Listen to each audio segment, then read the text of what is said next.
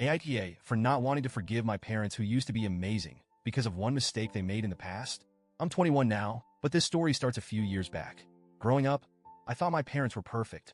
They were supportive, attentive, and I honestly felt like I had one of those picture-perfect families. My parents were there for me and my two siblings, attending every school event, helping with homework, and even joining in on silly traditions like family pizza night. They were always reliable, the kind of parents you could call on for anything. Except for one rule they kept firm: no phone calls after 10 p.m. From as far back as I can remember, every night at 10 p.m. sharp, both of their phones would go on, do not disturb. They said it was their time to unwind, to escape the demands of work and parenting for a few hours. They were clear with us about it too. If it's an emergency, they'd say, call again in the morning. If we get a call in the middle of the night, we won't be answering. Even though I was young, I respected their boundaries. They were so consistent and caring in every other way that this one boundary seemed reasonable. I just didn't realize how it would come back to hurt me. When I turned 18, I took a job as a server at a local restaurant. It wasn't glamorous, but I was excited to make my own money. The only downside was the late hours. Some shifts had me working until midnight or later. My parents were supportive of the job, but didn't offer any adjustments to their no-calls rule. I'd bring it up once or twice, saying, hey, what if something happens? What if I need you? They'd gently remind me that I was an adult now, and with their full-time jobs, they valued their sleep. Again, I just let it slide. I thought, okay, maybe I won't need them at all. Until that one night. It was a Tuesday, a cold, rainy one in October. I was wrapping up a shift, exhausted but excited to finally be heading home. As I drove, the rain started coming down harder, turning the road slick. I don't remember exactly what happened next, but I know I hit a patch of water and lost control of my car. The next thing I remember was the world spinning around me, glass shattering, my head slamming into something hard. And then, darkness. I woke up in a daze, my whole body screaming in pain. My leg was twisted at an unnatural angle, and blood was trickling down my face. I was disoriented, panicked, and all I could think was I need my parents. With trembling hands, I grabbed my phone and dialed my mom. Straight to voicemail. My dad's number? Same thing. My heart sank as I realized they'd kept their phones on, do not disturb, like every other night.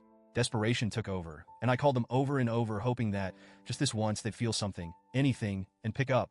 But they didn't. I felt this overwhelming sense of abandonment right then. Here I was alone in the middle of a terrifying night, needing the people who promised to always be there. I needed them, but they weren't coming. In a fog of pain and panic, I managed to call my grandparents. Thank God, they picked up. They came to the hospital as fast as they could, and they even tried to contact my parents. But, as expected, they couldn't reach them either. By the time my parents finally saw the calls, I was already out of surgery. They arrived at the hospital around 7 a.m., visibly shaken and devastated by what had happened. But, to me, it felt like they were too late. They hadn't been there when I needed them most. The aftermath of that night wasn't just physical. It changed me on a fundamental level. I didn't just suffer injuries. I was left with a permanent disability that affects me daily. I spent weeks in the hospital, and my grandparents were by my side every step of the way. My parents apologized, but I couldn't get over the feeling of betrayal. I knew they hadn't intended to abandon me, but the outcome felt the same. Even when I went home, my relationship with my parents was strained. I could barely look at them without feeling resentment.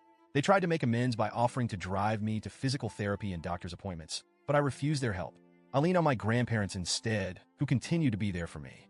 My parents didn't understand why I wouldn't let them help, but I couldn't bring myself to let them in again. They promised to change their behavior, and to their credit, they did. My siblings have told me that since that night, my parents keep their phones on at all hours, ready to answer any call, anytime. But for me, it's too little, too late. They only changed after it was me who had to suffer because of their stubborn rule. Over time, I grew more independent. I found a job that accommodated my needs, saved up, and finally moved out. When I did, I went no contact with my parents. My grandparents tried to intervene, saying I was punishing them too harshly for something they couldn't have foreseen. They argued that my parents had learned from their mistake, that they felt genuine guilt, and that they'd do anything to make it up to me. But here's the thing, there's no undoing what happened.